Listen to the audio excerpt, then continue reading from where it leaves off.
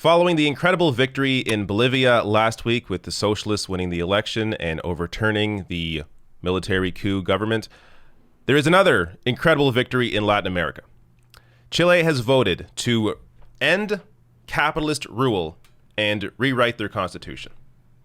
Now, this is an incredible story that is based in protest work. I'll get to more of that in a bit.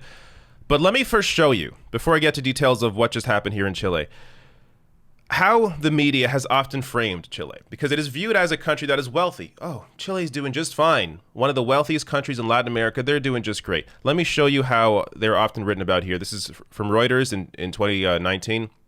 Chile is Latin America's golden boy for its clean governance, transparency, and investor-friendly environment.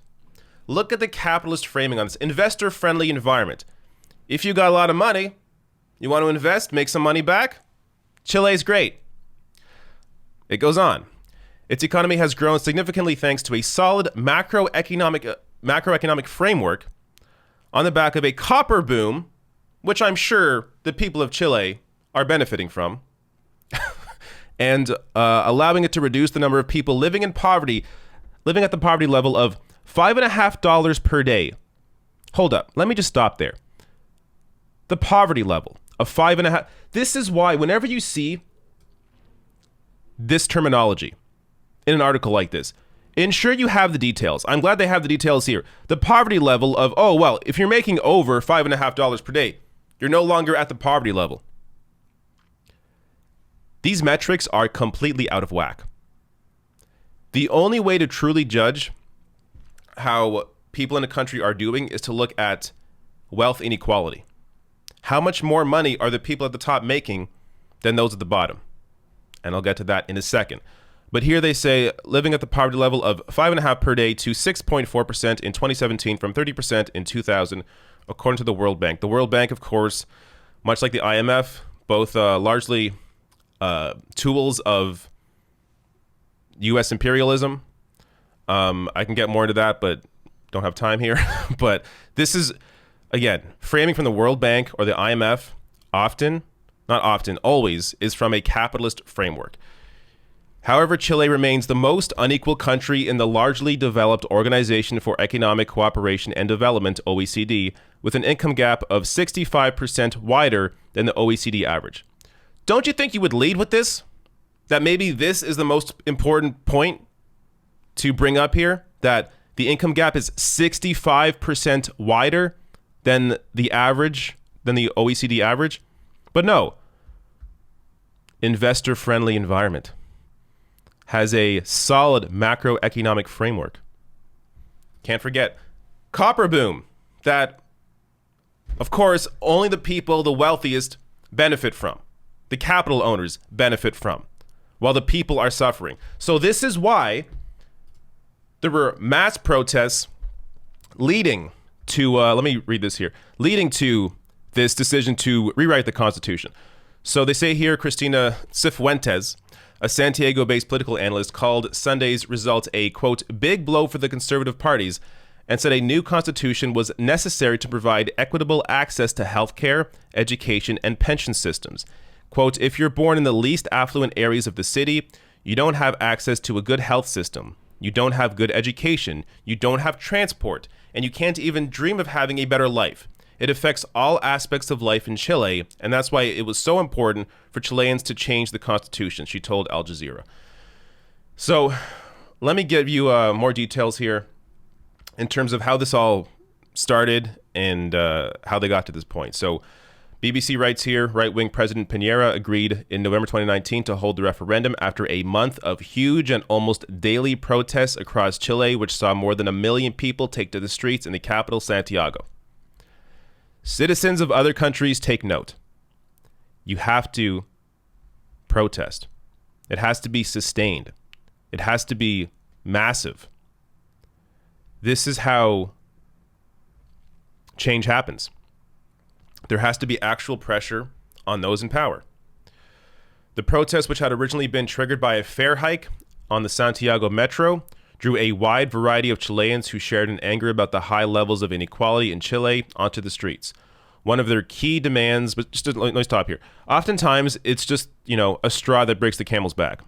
A fare hike just seems like a small thing, but considering what the people of Chile have been dealing with, the inequality they've been dealing with, for them to have to then pay more just to be able to take, the metro to be able to live their daily lives.